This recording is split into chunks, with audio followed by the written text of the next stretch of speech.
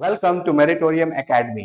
Generally जब मैं live होता हूं तो अक्सर मैं पढ़ाने के लिए आता हूं, है ना। लेकिन आज हमारे लिए बहुत खुशी का दिन है क्योंकि जेई मेंस 2025 का रिजल्ट आ गया है और हमारे इंस्टीट्यूट के बच्चों ने बहुत अच्छा परफॉर्म किया है ना।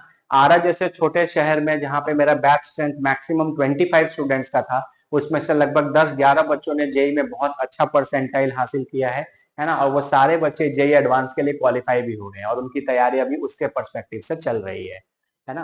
लेकिन क्या है इंपॉर्टेंट बात कि हमने सोचा एक इंटरैक्टिव सेशन रखा जाए, है ना। इंटरैक्टिव सेशन रखने का मोटिव क्या था कि जनरली जब हम टीचर्स पढ़ा रहे होते हैं तो हम लोग बच्चों को गाइड करते ही हैं कि उनको क्या करना चाहिए और क्या नहीं करना चाहिए, है ना। ऐसे करोगे तो सिलेक्शन हो जाएगा, ऐसे करोगे तो एग्जाम में ज्यादा क्वेश्चंस बनेंगे, है ना। ऐसे करोगे तो आपका कॉन्सेप्ट और बेटर क्लैरिटी होगा, है ना। तो जनरली क्या होता है, बच्चे कभी कभी थोड़ा बोर फील करते हैं कि सर तो रोज एक ही बात बोलते हैं, है ना। तो इसीलिए इसमें इंपॉर्टेंट क्या है कि आज हमने सोचा कि आपके जो इस बार के जो टॉपर्स हैं हमारे इंस्टीट्यूट के, वो आपको आकर बताएं, आप स्टूडेंट्स को बताएं कि उन्होंने किस तरीके से तैयारी की, है ना। क्योंकि जब एज अ स्टूडेंट वो आपको बताएंगे तो आपको समझ में आएगा कि जो टॉपर्स होते हैं, जो अच्छे रैंक्स और परसेंटाइल लाते हैं, वो अपनी तैयारी, अपनी प्रिपरेशन को किस तरीके से किया ताकि उनका अच्छा रिजल्ट आया, है ना। तो इस सीरीज में हम लोग सोचे कि एक एक करके इंटरैक्टिव सेशन रखा जाए, है ना। सारे बच्चों को एक बार बुलाने से अच्छा है कि एक एक करके किया जाए तो आपको सबका पर्सपेक्टिव अच्छे से समझ में आएगा, है ना। तो इस सीरीज में सबसे पहला स्टूडेंट जो आज आप आएंगे यहाँ पर, वो है mister Kanishk Mishra. So let's put hand together and welcome mister Kanishk Mishra. Thank you sir very much. कैसा कैसा लग रहा है कनिष्क? बहुत अच्छा लग रहा है सर अभी तक तुम हमेशा पैनल के उस साइड बैठे रहते थे। Yes sir. आज तुम पैनल के इस साइड बैठे हो, कैसा फील हो रहा है रिजल्ट लाके? अच्छा लग रहा है सर, बहुत खुशी लग रही है।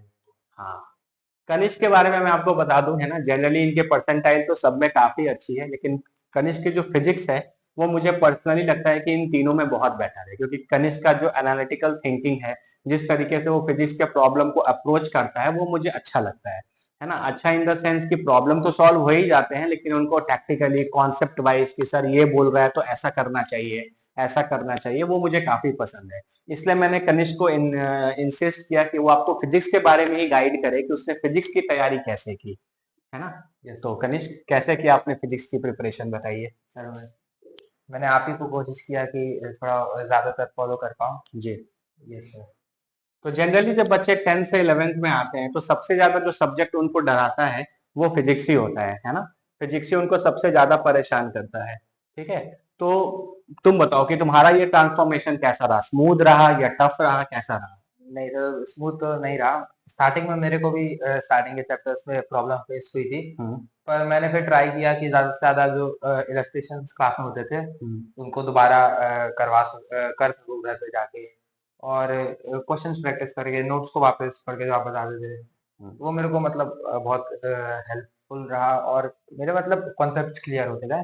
इससे मेरे को फिर आगे के चैप्टर्स में इतनी ज्यादा प्रॉब्लम फेस नहीं होने लगी जितनी स्टार्टिंग में एक्चुअली हुआ करती थी। मतलब आपने क्लास नोट्स को दोबारा से किया और क्लास में कराए गए क्वेश्चंस को भी हाँ, वो प्रायोरिटी दी। क्वेश्चंस ज्यादा इम्पोर्टेंट थे जो कि मतलब अच्छे से कर ओके। पाया मैं। ओके। कौन कौन से बुक्स कनिष्क आपने फॉलो किया क्लास 11th में? जैसे मैकेनिक्स की बात कर ले, जो बच्चों को जनरली काफी टफ लगता है, उसमें आपने कौन कौन से बुक्स या मटेरियल्स फॉलो किए? मैकेनिक्स में सर स्टार्टिंग में तो एलिमेंट्री तो नोट्स ही से चालू करते थे, क्लास के इलस्ट्रेशन। हम्म। पर फिर बाद में मैंने एच सी वर्मा से जो आप कभी क्वेश्चंस मार्क करवाते थे, हाँ। और फिर बाद में मैंने फिजिक्स गैलेक्सी बुक, इनमें से कुछ मतलब सिलेक्टेड क्वेश्चंस किए, और उससे मेरी मैकेनिक्स स्ट्रांग होती, मतलब अच्छे लेवल पे जाती गई।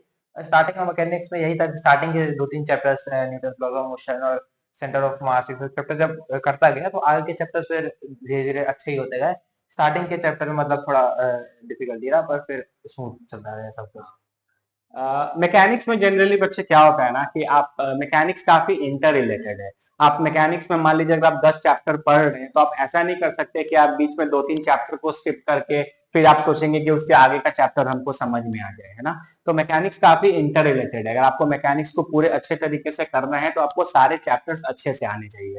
अगर आप स्टार्टिंग से एक एक चैप्टर को अच्छे से करते जाएंगे तो आगे जो डिफिकल्ट चैप्टर्स हैं, है ना, वो भी आपके लिए आसान हो जाएंगे, क्योंकि आपको पीछे के सारे कॉन्सेप्ट आएंगे और आप उनको इजीली उन चैप्टर्स में अप्लाई कर पाएंगे।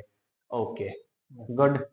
तो क्लास 11th में जो अगला अपना पार्ट है, थर्मल फिजिक्स, आपने कैसे किया? हाँ, थर्मल फिजिक्स मेरे को थोड़ा अच्छा टॉपिक लगा, मतलब इजी लगा मेरे को। और थर्मल फिजिक्स में मैंने नोट्स वगैरह करने के बाद पीवाईक्यू क्वेश्चंस किए और एग्जाम में भी जनरली जो मतलब नोट्स से क्वेश्चन आए थे तो मेरे पे एग्जाम में थर्मल फिजिक्स के तो हर क्वेश्चन मेरे पे सॉल्व हो गए थे एग्जाम में। ओके, थर्मल फिजिक्स मतलब आपका फेवरेट है। हाँ, थर्मल फिजिक्स। थर्मल फिजिक्स के बारे में बाबू बता दूं मैं आपको कि थर्मल फिजिक्स ना इजी टू स्कोर होता है। थर्मल फिजिक्स के कॉन्सेप्ट्स हैं, अगर आप अच्छे से एक बार उनको अच्छे से समझ लें, थर्मोडायनेमिक्स है, हीट ट्रांसफर है या केटीजी है ना, या फ्लूइड है ना, अगर आप इनके कॉन्सेप्ट्स को अच्छे से समझ लोगे ना एक बार, तो ये बहुत इजी टू स्कोर होता है ना। जनरली जेई एडवांस वगैरह में भी बच्चे थर्मल को काफी प्रेफर करते हैं, क्योंकि अगर आपने अच्छे से तैयारी की है तो इनके क्वेश्चन शॉर्ट शॉर्ट बन ही जाते हैं। ठीक है, ओके। तो चलते हैं क्लास 12 पे। सबसे इंपॉर्टेंट इलेक्ट्रोडायनेमिक्स कैसे किया आपने? इलेक्ट्रोडायनेमिक्स जब गणेश सर ने हम लोग को स्टार्टिंग में पढ़ाना चालू किया तो सर ने मतलब जो एलन में जो सर का एक्सपीरियंस था वो हम लोग को बहुत काम आया। सर जैसे कि एक ही क्वेश्चन सर ने करवाया पर उसमें इतने कॉन्सेप्ट वो यूज कर लेते थे जिससे मेंस के जनरली 2-3 क्वेश्चन उसी एक सिंगल क्वेश्चन से निकल जाते थे। तो इलेक्ट्रोडायनेमिक्स भी अच्छे लेवल पे मतलब कर ली थी और आखिरी में पीवाईक्यूज के थ्रू खुद को टेस्ट किया और अपने टॉपिक स्ट्रॉन्ग करते गया मैं। ओके ओके, गणेश सर आज हमारे साथ हैं नहीं, है ना, लेकिन गणेश सर जो हैं वो बेसिकली एलन कोटा के काफी रिनोन्ड फैकल्टी रह चुके हैं, है ना। तो वो अपने एक्सपीरियंस से बच्चों को काफी पढ़ाते हैं। मैंने उनका भी लेक्चर वगैरह देखा है। वो जब प्रॉब्लम्स कराते हैं ना, तो वो ऐसे प्रॉब्लम्स पे ज्यादा फोकस करते हैं जहां पर 3-4 कॉन्सेप्ट्स एक ही क्वेश्चंस में यूज हो जाए, है ना। तो जिससे क्या होता है कि बच्चों को मल्टीपल कॉन्सेप्ट्स वाले क्वेश्चंस भी क्लियर हो गए और इंडिविजुअली उनके छोटे छोटे 2-3 क्वेश्चंस तो एक ही क्वेश्चंस में आ गए। तो ये एक सर की खास बात है जो मैंने ओवर द ईयर सर के साथ देखी है। ओके, चलो फिर अपना ऑप्टिक्स और मॉडर्न के बारे में भी बता दो। ऑप्टिक्स और मॉडर्न फिजिक्स ये मतलब ये कुछ ऐसे टॉपिक्स है ना मतलब इनमें ये छोटे हैं जैसे मैकेनिक्स बहुत बड़ा टॉपिक है पर मॉडर्न फिजिक्स और ऑप्टिक्स ये टॉपिक्स मतलब छोटे हैं पर हाँ, इनसे मतलब उसमें उतने चैप्टर्स नहीं है। हाँ उतने चैप्टर्स नहीं है पर इनसे मतलब शॉर्ट शॉर्ट रहता है कि क्वेश्चंस मेंस में आने ही है। ऑप्टिक्स तो इस साल भी बहुत क्वेश्चंस ही आए। हाँ, काफी आए थे। हर शिफ्ट में 2-3 क्वेश्चंस आते ही गए। मॉडर्न फिजिक्स से भी अच्छे खासे क्वेश्चंस आए।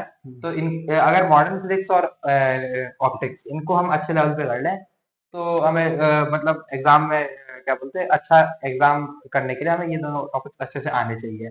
और मतलब वेटेज वाइज आपको सारे टॉपिक्स कवर करने होने चाहिए। हाँ मेंस में जरूरी ये रहता है कि हमें मतलब ओवरऑल पूरे जितना भी सिलेबस है उसको हम करके देखिए पहले जनरली हर टॉपिक से कुछ क्वेश्चंस आते ही हैं और पूरा सिलेबस कंप्लीट करना जरूरी रहता है ताकि हम मैक्सिमम स्कोर कर पाए। हाँ, मेंस के बच्चे जो मेंस का एग्जाम देते हैं ना, वो एक बात बहुत ध्यान से सुन लो कि मेंस जैसे एग्जाम में ना बाबू आपको क्या करना होता है, आपको सारे टॉपिक्स कवर करके जाने होते हैं, है ना। क्योंकि मान लो 25 क्वेश्चन अगर फिजिक्स में आ रहा है तो जनरली वो सारे टॉपिक्स को टच कर लेते हैं। अगर आप ऐसा सोचेंगे कि हम मैकेनिक्स पढ़ लें, इलेक्ट्रोडायनेमिक्स पढ़ लें और मॉडर्न फिजिक्स ना पढ़ें, तो अगर आप मॉडर्न फिजिक्स नहीं पढ़ेंगे तो मॉडर्न फिजिक्स के जो भी 3 क्वेश्चन 4 क्वेश्चन आ रहे हैं वो आपसे नहीं बनेंगे, है ना। और मेंस क्या एक बहुत स्कोरिंग एग्जाम है, मेंस में आपको ज्यादा क्वेश्चंस बनाने पड़ते हैं, ज्यादा स्कोर करना पड़ता है ना। तो इसलिए बहुत मतलब ये रेकमेंडेड है कि आप क्या करें कि आप सारे जो अपने टॉपिक्स हैं उनको अच्छे से कंप्लीट करें, है ना। चलो कनिष्ठ, फाइनली बच्चों को कुछ गाइड कर दो ऐसा कि तुमने उनको क्या क्या फाइनली 3-4 पॉइंट्स ऐसे करने चाहिए जिससे उनकी फिजिक्स अच्छी हो जाए। हाँ जैसे कि जब आपका सिलेबस चल रहा होता है जैसे 11th-12th में आप रहते हैं तो तब आपको मतलब नोट्स को तो अपने जो क्लास में होते हैं उनको फॉलो करना ही चाहिए। क्वेश्चंस प्रैक्टिस करनी चाहिए। जो होमवर्क मिलता है मॉड्यूल से डीपीपी वगैरह वो सभी करनी चाहिए। पर आपको एक और साथ में मतलब बुक फॉलो करनी चाहिए ताकि आपको मतलब अच्छे लेवल के क्वेश्चंस भी आप प्रैक्टिस कर ही सके। और आखिरी में ये रहता है कि आप पीवाईक्यूज जब कोई चैप्टर आपने कवर कर लिया क्लास में भी हो गया उसका डिस्कशन भी हो गया तो फिर आप जब चैप्टर्स के पीवाईक्यू लगाएंगे तो आपको और एडवांटेज मिलता है और आपको कॉन्फिडेंस भी बूस्ट होता है जब आप पीवाईक्यूज लगाते हैं। और जब आपका सिलेबस कंप्लीट हो जाए तो फिर आप मेंस और एडवांस इन सब के पीवाईक्यूज को और अच्छे से मतलब 46-47 ईयर्स की जो भी पीवाईक्यू की बुक आती है उसको आप एक और बार ट्राई कीजिए कि आप पूरे पीवाईक्यूज को अच्छे से कर पाए तो आपको मतलब एज मिलेगी एग्जाम में।